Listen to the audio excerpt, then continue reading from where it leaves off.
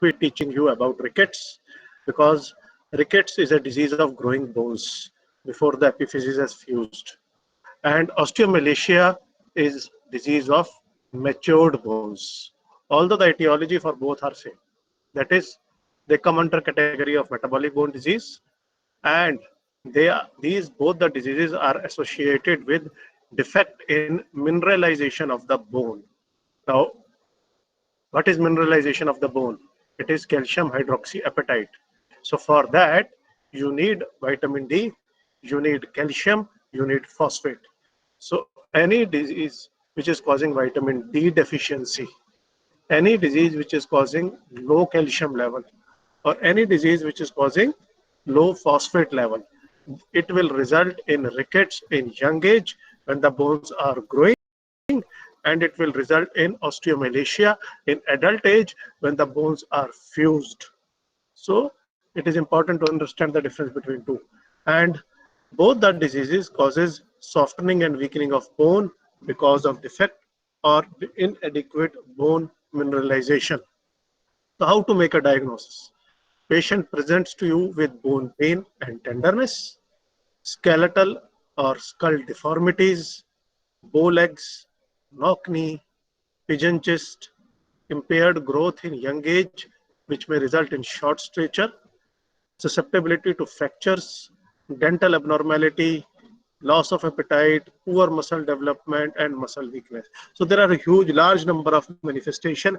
It depends on at which age of life the disease starts.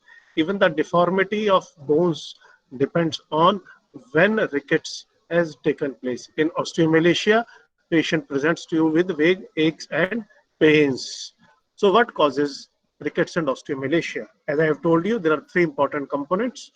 So anything which causes inadequate supply of vitamin D, which we will discuss in detail about vitamin D deficiency, when intake of vitamin D is normal, but metabolism inside the body is abnormal. As we have discussed in the previous class, vitamin D require hydroxylation at two sites. First is at liver, second is at kidney to become active vitamin D for its metabolic action. So if the metabolism of vitamin D is abnormal, if you have kidney disease, because final 1-alpha hydroxylation takes place at the level of kidney, any disease which is associated with malabsorption. The most common in our part of the country is celiac disease, disorders of liver, which causes, and pancreas, various carcinomas, certain drugs, and these are very commonly used drugs like anticonvulsants, and then heavy metal poisoning.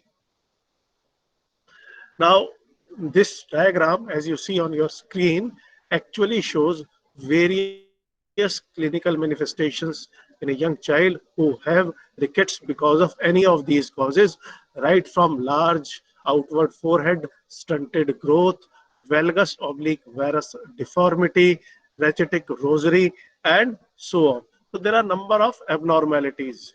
These are some of the pictorial diagrams. If you see, this is X-ray of the lower limb, whereas you see distal end of the radius and ulna, they show cupping, fraying, and splaying. Similarly, here is a fracture which is present in the bones, which is seen in these patients because of defect in mineralizations, and the bones become weak. Rachitic rosary refers to the enlargement of ribs at costochondral junction. Now, apart from this classical functions of vitamin D in bone, in maintaining bone health, there are number of non-classical vitamin D functions which has been recognized over last 10 years. So if you see, vitamin D is converted into 125 dihydroxy vitamin D for active metabolite. But then its action is at multiple sites. Apart from bone health, which we are discussing, it is required for maintaining neuromuscular functions. So for normal muscle mass, muscle strength, and balance, you also require vitamin D. Somebody who is severely vitamin D deficient, they may develop proximal myopathy. Then vitamin D is found to have number of immunomodulatory effects, which include multiple sclerosis, type 1 diabetes, psoriasis, rheumatoid arthritis, inflammatory bowel disease, and periodontal diseases. It has been observed that those who are having vitamin D deficiency have more chances to develop these diseases in contrast to those who are vitamin D sufficient. Recently, we are going through COVID-19 pandemic. Even now, the studies are coming up that those who are vitamin D deficient, they are more likely to contract severe COVID-19 infection as compared to those who are vitamin D sufficient because of this immunomodulatory effect. It has also some cardiovascular effect, and these effects are through its action of vitamin D on renin-angiotensin system. It has been shown that those who are vitamin D sufficient, they have decreased chances to develop hypertension, type 2 diabetes, and congestive heart failure. Now, vitamin D is also responsible for anti-proliferative, anti-apoptotic, and anti-angiogenic effects, meaning thereby, if you are vitamin D sufficient, in contrast to those who are vitamin D, various types of cancer, as has been listed on the slide, they are more common in vitamin D deficient population. So, what are sources of vitamin D in the us? The main source, in fact, the major source of vitamin D is sunlight, and sunlight, that too in a particular wavelength, which is 270 to 290 nanometers. Now, diet per se is a poor source of vitamin D, and the reason being, majority of sources of vitamin D are animal in origin. I have told you in last class, yeast is a good source, which we consider as a vegetable source. Otherwise, largely it is animal source, and our population largely is a is a vegetarian population. So average dietary intake of vitamin D is quite low, and there is no concept of food supplementation with vitamin D in our country, in contrast to West, where foods are supplemented with vitamin D. If we see vitamin D supplements, cod liver oil is a good supplemental source of vitamin D, and nowadays in the pharmaceutical, we have vitamin D capsules which are available for treatment. Now, these are current dietary reference for vitamin D, and this you have read in your community medicine lecture, in your Park book. These have been taught to us from years, but actually now we have recognized that this requirement is not correct, and I will tell you reason why. Now, vitamin D status can never be defined by using normal Gaussian distribution, which is a parabola, two standard deviation on line in the middle. And the reason is, we cannot define a normal estrogen level by doing a sample from a population of women who are postmenopausal. You will give a false value. Similarly, a population who is deficient in vitamin D, you take blood sample and you do Gaussian curve to define normal levels, and supplementation is not correct. The vitamin D level should be defined by its relationship to calcium and PTH. If you are vitamin D deficient, your calcium will come down, PTH will rise. So a normal vitamin D level should maintain PTH level within normal range, calcium within normal range. So presently, kindly note these values. These are the optimal vitamin D levels which are defined, which are optimal level or normal level is more than 30 nanogram per ml. There is a new term which is vitamin D insufficiency, which is between 20 to 30 nanogram per ml. Deficiency is defined when vitamin D levels are between 10 to 20 nanograms per ml, and severe vitamin D deficiency is defined as less than 10 nanogram per ml.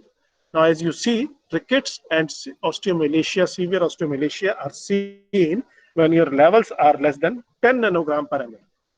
So between 10 to 30, we see lots of effect of vitamin D, which I have told you during non-classical effects of vitamin D. Now, vitamin D is a fat-soluble vitamin, so it is going to be stored inside fat cells in the body.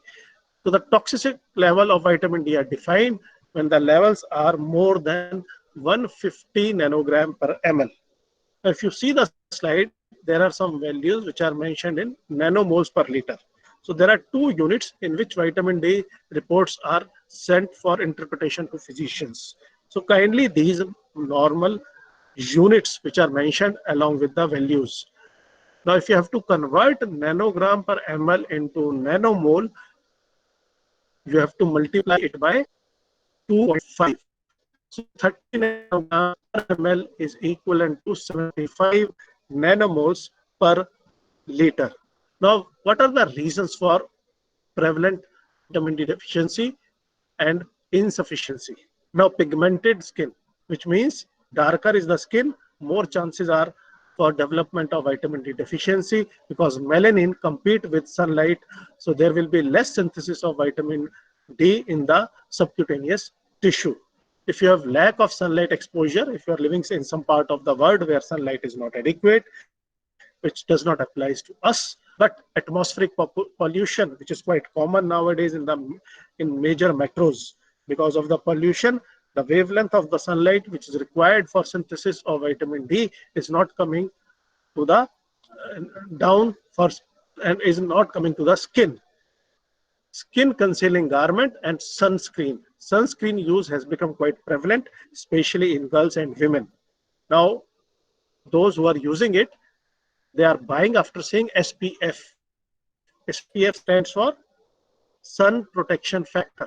So if you are using a sunscreen of protection factor of more than 15, virtually it avoids more than 95% of the sunlight which is required for vitamin D synthesis. So again, it predisposes you to vitamin D deficiency. Exclude breastfed babies. Initial 4 to 6 months it does not make any difference. But then after that, in our country, as the prevalent norms are, the child are exclusively or predominantly breastfed, and which itself is either a poor source of vitamin D, and mother who herself is if actually is vitamin D deficient, then further the breast milk become deficient in vitamin D. Multiple short interval pregnancy, elderly individual, as you ages, your capacity, skin capacity to synthesize vitamin D goes down. It has been said that after 75 years of age, the vitamin D synthesis capacity is reduced by 75%. Obesity. In obese individual, vitamin D is captured inside adipose tissue, so less is available for function in the plasma. Strictly vegetarian diet. Apart from that, number of diseases like malabsorption, short bowel disease, cholestatic disease, inflammatory bowel disease, nephrotic syndrome, CKD, they are associated with vitamin D. And not only that, many commonly used medications for number of common medical disorders like various anti-epileptic drugs which are used for epilepsy, rifampicin, tuberculosis is quite common, and highly active retroviral therapy which we use for HIV and AIDS patient, glucocorticoid therapy, and anti-rejection medication, they are found to be associated with vitamin D deficiency. Now, this is a map, and if you see, vitamin D deficiency is quite common, although we are in a sunny country. These are longitude and latitude of the country, and there are a number of studies which has been done in our country which have shown that prevalence of vitamin D deficiency is varying from 50 to 100%. You can understand the gravity of problem. And as you go through the causes, large number of causes are prevalent in our society. So if vitamin D deficiency is so common, then the next question is why it goes unnoticed. It goes unnoticed because we believe either exposure to the sunlight or our dietary intake is adequate. So it is lack of understanding that what should be the adequate sunlight exposure, what are the dietary constituents which contain vitamin D, so we does not know it. Next important mistake which majority of physicians make, reliance of making diagnosis based on serum calcium level. Now, serum calcium level comes down when you have severe vitamin D deficiency to the tune of less than 10 nanogram per ml. But various disease manifestations happens even before that. So we should not rely on that. And lastly, the diagnosis of vitamin D deficiency has to be made by measuring 25 hydroxy vitamin D. So for making vitamin D deficiency, you should write down measurement of serum 25 hydroxy vitamin D. But it's an expensive test. It costs some 1,000 to 1,500 rupees. So it is not hugely freely available. So because of that, large number of population do not have access to that. Now, knowing about in brief about vitamin D, now what is adequate supplementation? Now, there is no single dose which is fit for every individual. Dose varies depending on your starting vitamin D level. If you have 20 nanogram per ml as your starting vitamin D level, you require different vitamin D. In contrast to that, somebody who is having 5 nanogram per ml vitamin D level, which is severe vitamin D deficiency. Your BMI, if you are obese, if your BMI is more than 30, probably you will require double the dose of vitamin D, because more is going to be stored or captured inside your adipose tissue. If you have effective sunlight exposure, somebody who is not exposed to sunlight or working in an environment, even in our country, where they go out for work in air conditioned environment, come out of their offices again when the sun is off, so effective sunlight exposure is not there. And then there are the number of other factors which include disease state, drugs.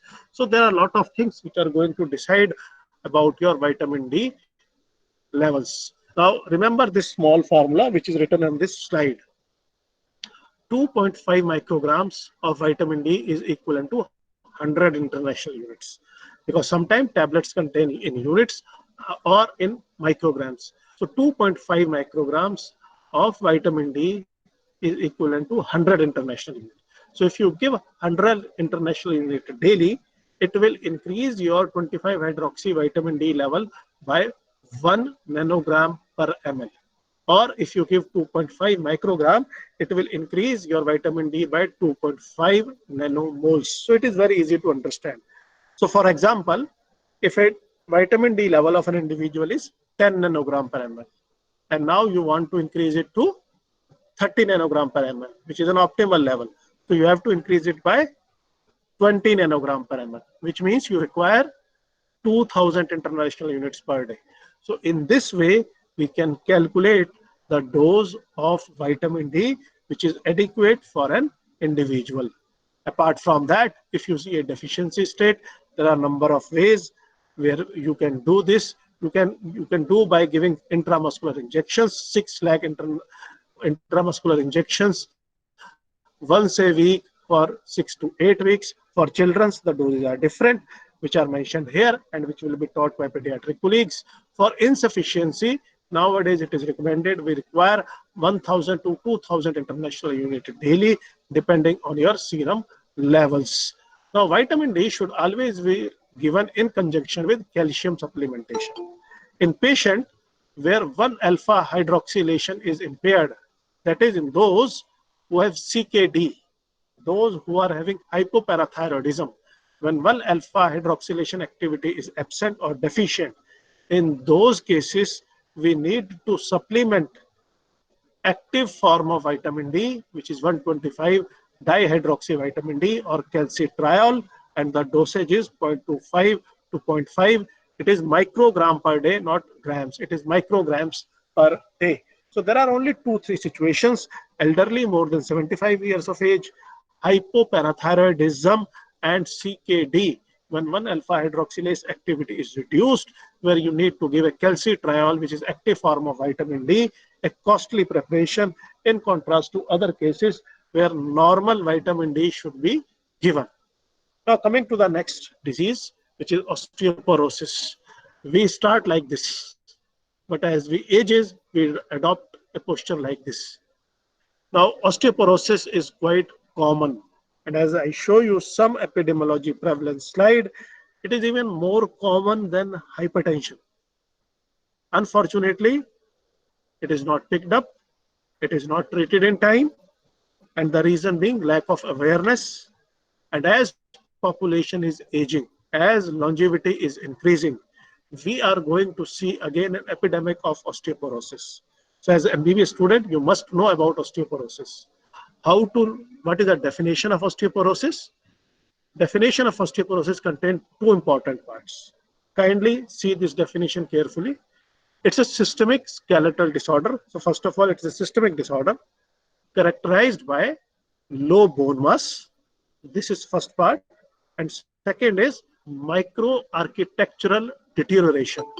So osteomalacia and rickets are only low bone mass.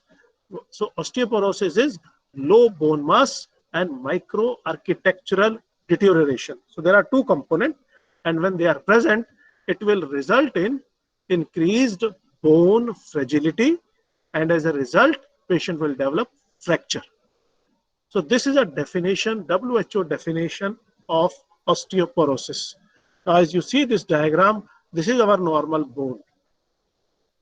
And as we ages, our bone become thinned out, and the template, as you see and compare these three diagrams, the templates over which calcium hydroxyapatite is deposited to provide strength to the bone, these templates are reduced or templates are lost, and that's why part of definition is micro architectural deterioration.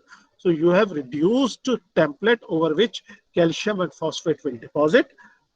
So you have reduced bone mass, but at the same time you have micro architectural deterioration. And as you see, severe osteoporosis, almost a large part of the bone is deficient in templates over which calcium phosphates have to be deposited. So even if you are normal in calcium and phosphate, there is no place where calcium and phosphate will go and deposit.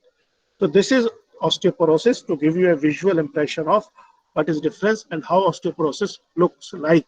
I have told you it's quite common. It's as common, in fact, more common than hypertension, hyperlipidemia, allergies, common cold. We are today nowadays fighting with COVID-19 because all this is an acute problem. Osteoporosis is a chronic, long-term problem of aging, and which we good number of people do not recognize. Remember, 25% of those who develop a hip fracture because of osteoporosis are going to die within 6 months. The death rate due to hip fracture is more in women if we combine all cancers which are happening in women because of which they are dying. 5% of the patient with hip fracture will require long-term nursing care. And though this is predicted by 2020, but now we are fighting with some other disease. But this is also true. As I have told you, population of aging, more number of beds, if you go to the orthopedics, are going to be occupied by women who are admitted with fracture hip because of osteoporosis. If we see classification of osteoporosis, it can be primary osteoporosis, secondary osteoporosis. Now, primary osteoporosis is of two types. Type 1 is postmenopausal, which develops in all women after menopause, when the bone loss is accelerated because of loss of estrogen. Type 2 is known as senile osteoporosis, seen both in men and women after 65 years of age. So it is of two types, type 1 and type 2. Then there are secondary osteoporosis because of number of diseases, which we will show you in a slide. And it can be because of drugs and various other reasons. Now, what are risk factors for osteoporosis? Increasing age. As you age, after 30 years of age, all of us start losing bone. It depends on your peak bone mass, which you have achieved during puberty and early part of life. Family history. If you have family history of osteoporosis, you are more likely to develop osteoporosis. Lean body mass, which is now a fashion to maintain you skinny thin. Now, if you have low peak bone mass, if you have low BMI, body mass index, which is less than 18, then probably you are more predisposed to osteoporosis because of low estradiol levels. Estradiol is required for bone health both in men as well as women.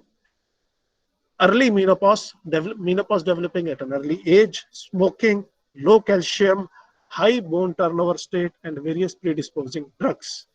Now, what are complications of osteoporosis? Why we are bothered? We are bothered because osteoporosis will result in fractures. Now, when you have fractures, you have height loss, as you remember the initial slide. So there is a gradual loss of height from your young age. You develop kyphosis. Because of kyphosis, you develop restrictive lung disease.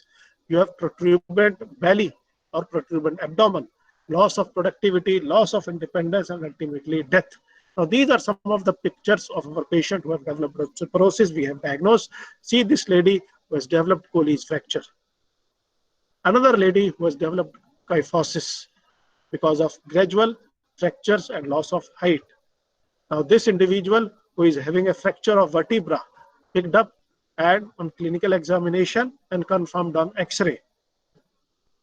Another patient who has developed loss of teeth. Now, again, this happens very frequently in postmenopausal age, and if there is a rapid fall of teeth, it is an indirect indicator that we should have assessment of bone health to find out osteoporosis. And as you see in this X-ray, the vertebrae are virtually transparent or lucent. There is no calcium hydroxyapatite present in the bone. This is picture of a male individual who has developed hypogonadotropic hypogonadism, which we have discussed in last class. And because of this, again, as you see, this is a secondary cause of osteoporosis. There are even fractures of spinal vertebra. A female who is suffering from Turner syndrome and developed hypogonadism. Hypocortisolism is another cause. Then coming to bone mineral density, how do we diagnose osteoporosis? Osteoporosis is diagnosed by measuring bone mineral density, and this is measured by an equipment which is known as DEXA. DEXA stands for Dual Energy X-ray Absorptiometry. Now, by doing DEXA, we get a report where two scores are mentioned, Z-score and T-score. Now, Z-score compare your bone density to the age-matched control. To simplify, if you are measuring bone density by BMD DEXA machine in a 65-year-old female, the Z-score will compare this 65-year-old lady with the age and sex matched control, means another 65-year-old lady. So Z-score is required for diagnosing secondary osteoporosis, while T-score compare your bone density to peak bone mineral density at an age of 30. And if you have values which are more than -1, this is normal. Values between -1 to -2.5 is osteopenia. If the value of T-score is less than -2.5, it is osteoporosis, and severe osteoporosis is diagnosed when T-score is less than -2.5 plus there is presence of fracture. So this is standard definition, WHO definition for osteoporosis. You must remember, osteoporosis is diagnosed by T-score on BMD less than -2.5. If the Z-score is less than -2, then it is suggestive that this individual is having secondary causes of osteoporosis, for which an individual must be investigated and must be treated. Now, there is another tool, at least you must remember. This is fracture risk assessment, known as FRAX tool. Now, why we are treating osteoporosis? We are treating osteoporosis to prevent fracture. Now, measuring BMD will tell you about bone mineral content, that how much is the calcium which is present inside the bone. But it will not give you actually a total assessment. What is a fracture risk predisposition at given BMD until and unless you have severe osteoporosis. So for that, there is a fracture risk assessment tool. This tool is also important because in developing countries where DEXA is not available, in this tool there is an facility where even without BMD you can predict the risk of fracture. This is an online tool available for races, including our race, which is South Asian race. So you can go on the internet and you can find out this FRAX tool, download on your smartphone. Anyone can download and then can utilize this FRAX tool to assess the fracture risk. And as you see, it's a very easy tool. You have to mention age, sex, weight and height, previous history of fracture, previous history of current uh, parental fracture history, current smoking, risk factors for secondary osteoporosis, alcohol use, and BMD. And the calculator will give you the risk. Now, what are indications for BMD testing? Should we ask for BMD testing in everyone? The answer is no. In our country, where people are paying out of pocket, anybody can prescribe and patient is going to pay. But in countries where the insurance facility is available, the BMD has to be tested strictly according to indications. And these are the indications: women more than 65 years, men more than 70 years of age, postmenopausal women, and young men who have increased fracture risk or they have risk factor for osteoporosis, adult who have the fracture after age of 50 years, any individual who is taking corticosteroids for at a dose of more than 5 milligram prednisolone for more than 3 months, anybody who is considered for treatment for osteoporosis. Before that, BMD should be performed, and it can be used even for monitoring the effect. Now, who should be considered for treatment? As I have told you, it should not only be BMD. So a post-menopausal women and men more than or equal to 50 years of age should be considered for treatment if somebody has hip or vertebral fracture. This can be clinical or morphometric. Clinical means when patient has come for fracture. Morphometric means when you have picked up on imaging techniques, or if T-score is less than -2.5 at femoral neck or spine after excluding secondary causes of osteoporosis, or if you have osteopenia, that is T-score between -1 and 2.5, but your 10-year probability of hip fracture is more than 3%, and 10-year probability of major osteoporosis related hip fracture more than or equal to 20% on Frax tool. So these are three indications for starting treatment of osteoporosis. Now, once you have performed BMD, BMD should not be performed too often. We have seen people are getting their BMD done every 3 months. This is not the right approach. It takes some time for bone mineral content to change. So BMD has to be repeated after at least 1 year, preferably at 2 years. Coming lastly to the treatment of osteoporosis. This is basic multicellular unit. Now this diagram I am showing you to make you understand treatment options available for osteoporosis. BMU is one cell out of the bone.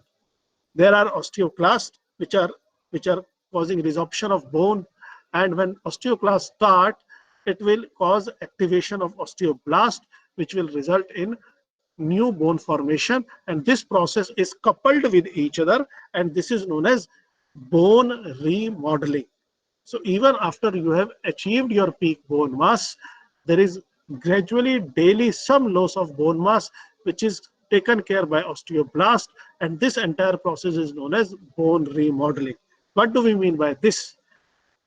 It means for osteoporosis, the drugs can be which inhibits osteoclastic activity so that bone resorption can be prevented, or drugs which will stimulate the action of osteoblast so that new bone formation can take place. So there are drugs which will inhibit osteoclastic activity, which are inhibitors of bone resorption. As you see, there are a number of drugs which include bisphosphonate in postmenopausal women, estrogen plus minus progesterone, depending on whether uterus is present or not. If uterus is present, we give estrogen plus progesterone. In those who have hysterectomy, we only give estrogen. Tibolone is a selective estrogen receptor modulator, again used for because of its beneficial effect on bone health. Then we have calcitonin. Calcitonin inhibits osteoclastic activity. Denosumab is a rank ligand inhibitor. Now it is available in our country. We have then stimulators of bone formation, and out of this, we have only one drug available to us, which is parathyroid hormone. So PTH given intermittently will stimulate bone formation, irrespective of the fact whether you are giving inhibitors of bone formation or stimulators of bone formation. Calcium vitamin D should be given to all women where treatment for osteoporosis is started. Why so? Why we need to give calcium and vitamin D? Because it is a substrate for bone formation. And as we ages, I have told you, calcium absorption is delayed. So we need to give calcium and vitamin D to all these women. What is optimal calcium level? The optimal calcium level is elemental calcium 1000 to 1500 milligram per day. It is not absolute calcium level. It is elemental calcium level. So when you are calculating calcium replacement dose, you have to understand the difference between the tablets. Suppose you are giving some calcium tablet 500 milligram. It does not contain 500 milligram of the calcium. It will contain some fraction of elemental calcium. So elemental calcium is 1000 to 1500 milligram per day. Now it depends on which type of calcium you are using. If you are using calcium carbonate, it can be between the meals. Calcium citrate is one preparation which can be given at any time. Why you need to give between the meals? Because calcium carbonate require acidic pH for ionization. And this is a bioavailability. Now from this bioavailability, you will know the amount of calcium which is going to be absorbed. Now these are some of the calcium carbonate is one of the very commonly used available. preparation, even in the hospital supply. So 400 in a tablet of calcium carbonate, you have elemental calcium, which is 400 milligram, and this is mentioned in a small letters when you read the tablet sachet carefully. Out of that, only 40% is going to be absorbed. Now, the 40% of 400 milligram is 160 milligram. So, if you need to give 1000 to 1500 milligram, you have to do your calculations accordingly. Now, coming to the therapy, bisphosphonates are the drug of choice in majority of patients. They inhibit your osteoclastic bone formation. They have a long half-life. They remain in bone for 10 to 15 years. Their oral reabsorption is very low. There are a number of oral bisphosphonate and injectable bisphosphonates which are available. Initial was pamidronate, which is no longer available to us. After that, oral include alendronate, risedronate, and ibandronate. Now we have two IV preparations available to us, which include ibandronate and zoledronic acid. Zoledronic acid is given in a dose of 4 milligrams. It is given intravenously once in an year. Now, because of convenience of giving only once in a year, and because of its potency, it is now considered as one of the drug of choice for treatment of osteoporosis. Now, the doses of different bisphosphonates are variable. Those who are interested can read in your books. Now, there are some side effects of bisphosphonate therapy. So you must remember, because they are going to inhibit osteoclastic activity. So there is risk of development of hypocalcemia. So the calcium profile should be monitored in these individuals. And that's why I'm saying calcium and vitamin D should be given to all. Bisphosphonates should not be used in any individual who have creatinine clearance less than 30 ml. So if you have impaired renal function, if your creatinine clearance is less than 30 ml, they are not recommended, they are not considered safe, because they can progress further renal shutdown. Now, there is one therapy which we are going to discuss for bone formation, which is intermittent PTH therapy. Now, PTH, if you remember the last class, if is given continuously, it will stimulate osteoclastic activity and will promote bone formation. But in contrast, if it is given daily, because its half-life is very short, so if you give it daily, its half-life is over within next few minutes. So if PTH is given, and this is known as intermittent therapy, because then PTH is not available for rest of the 24 hours. So if it is given daily, it will stimulate bone formation, and by stimulating action on osteoblast activity. Now again, I have shown you such diagrams of bone. This is one bone param which we have taken to show you the osteoporosis which is present in this lady before PTH is started. Now after PTH is started, and at end of the therapy, which is actually for 12 to 18 months, you see the new template formation which takes place in this individual. And over these new templates, calcium phosphate is deposited. So you have virtually restored the bone to its normal architecture. So PTH will result in bone architectural reformation. In contrast with bisphosphonate therapy, this microarchitecture is not restored. Only the osteoclastic activity is inhibited, so that the loss of this microarchitecture is prevented. So this is basic difference between two types of therapy. Now, intermittent PTH is given in a dose of 20 micrograms per day. We usually give it up to 18 months. It is costly, it is injectable therapy, and there is a theoretical risk of osteosarcoma, which is seen in animal model. And that is why it is not given beyond 2 years. What are indications of PTH therapy at present? Severe osteoporosis. What is severe osteoporosis? DEXA minus 2.5 plus presence of fracture, or somebody who has sustained a fragility fracture. What is definition of fragility fracture? When anybody sustain a fracture after falling from less than the individual height, or you have failed to respond to bisphosphonate therapy. Now, what are contraindications to PTH therapy? Hypercalcemia. Anybody who is suffering from osteosarcoma or metastatic bone disease. Anybody who has undergone radiation therapy to the bone or in pregnant ladies. Again, how to monitor? We have to monitor by calcium profile. We can take help of bone specific markers, which is not needed for you. I have told you 20 micrograms to be given for 12 to 18 months. Lastly, there is a new therapy which is now available in our country, denosumab. Now, denosumab again inhibits osteoclast, but its mechanism of action is different from bisphosphonate therapy. It's a monoclonal antibody which is against rank ligand. So it prevents activation of osteoclast. It has to be given once in 6 months. It is given in subcutaneous injection. The basic advantage of denosumab over bisphosphonate therapy is that this can be used even in those who have reduced EGFR. There are a number of drugs which are present in the pipeline. Those who are interested, then they can read, but we are not going to discuss. To conclude, the osteoporosis is a systemic multifactorial disease. You must take a thorough history to identify number of secondary causes of osteoporosis, do a proper examination, perform a DEXA scan to find out BMD, perform FRAX scoring to find out the risk for fractures.